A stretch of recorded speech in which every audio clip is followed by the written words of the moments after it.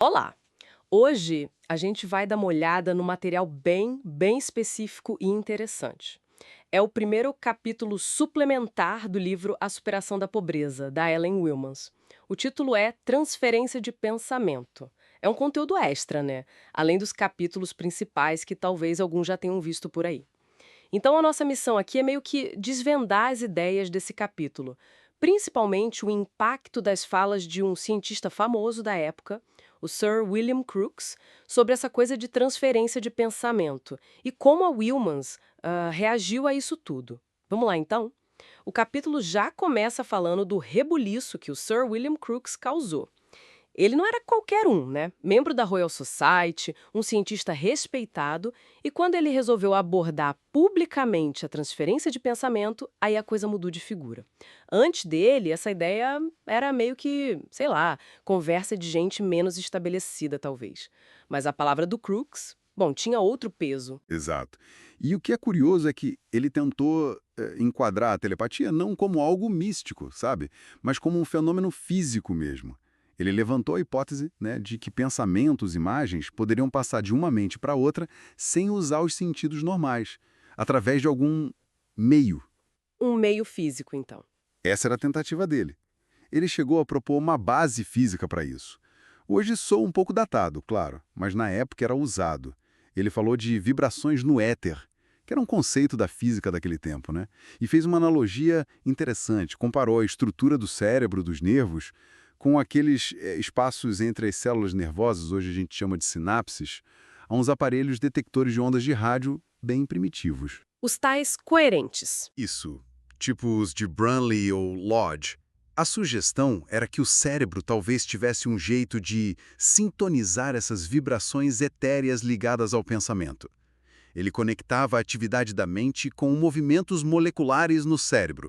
Uma visão bem materialista até. E é aí que fica mais interessante ainda, eu acho. A ousadia do Crookes para o meio científico da época. Ele chegou a dizer que existiria uma força exercida pela inteligência, diferente da inteligência comum que a gente conhece. E ele defendia com força que a ciência não podia recuar só por medo de crítica, né? Tinha que investigar o desconhecido. Outra coisa que ele disse que me marcou foi quando ele inverteu uma frase famosa. Um colega via na matéria a promessa de toda a vida, né? Aí o Crookes rebateu dizendo que via na vida a promessa e a potência de todas as formas de matéria. Quer dizer, ele colocava a consciência, a vida, em primeiro lugar. Ele realmente parecia acreditar que um dia seria possível, sei lá, telegrafar pensamento e sem fio nenhum. Pois é. E essa postura, vinda de alguém do calibre dele, foi muito significativa. Abriu portas, sabe, para discutir assuntos que eram quase um tabu nos círculos científicos mais, digamos, conservadores. Ele sabia que estava pisando em ovos, que o tema era polêmico, que não tinha consenso, mas ele achou que seria covardia simplesmente ignorar. Claro que isso gerou uma expectativa enorme por provas, por experimentos, que acabaram não vindo do jeito que ele talvez imaginasse. E aí, nesse cenário todo, entra a Ellen Wilmans, com a perspectiva dela. Ela comenta no texto que, bom, essa ideia de transferência de pensamento não era novidade para ela, nem para o movimento que ela representava, o da cura mental, que era aquela corrente que focava muito no poder do pensamento para a saúde, para a realidade e tudo mais. Wilmans dizia que isso já era um conceito-chave nos textos dela há uns 15 anos. E ela escreve com uma pitada de ironia, né? Observando como precisou vir um Sirs na frente do nome, um monte de títulos depois, como os do Crookes, para o público geral começar a dar bola para uma ideia que para ela já era básica. Ela critica um pouco essa mania das pessoas de esperarem o carimbo de uma autoridade para validar algo, em vez de pensarem por si, mas no fim das contas ela também comemora, né, que a ideia estava finalmente ganhando mais espaço. É interessante esse ponto da Wilmans.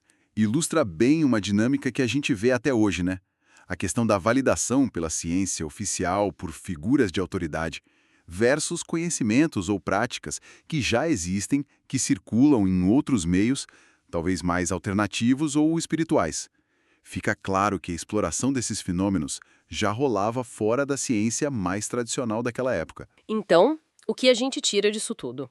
Temos, de um lado, um retrato desse momento histórico, onde a ciência estabelecida, representada por uma figura de peso como Crookes, começa a tatear esses conceitos como teletatia, buscando explicações físicas, mesmo que fossem especulativas. E do outro lado, a visão da Wilmans, que nos lembra que essas mesmas ideias já tinham uma vida própria, já eram aplicadas em outros contextos, como o da cura mental dela. Fica uma reflexão interessante, né? Qual é o peso real que a chancela da ciência oficial ou a validação por uma figura de autoridade tem na aceitação de uma ideia? E como isso se relaciona, como se equilibra com conhecimentos, com experiências que podem existir e até serem super relevantes, mas que estão à margem desse reconhecimento formal. É algo para a gente pensar sobre como o conhecimento é construído, como ele é validado e como circula na sociedade, né?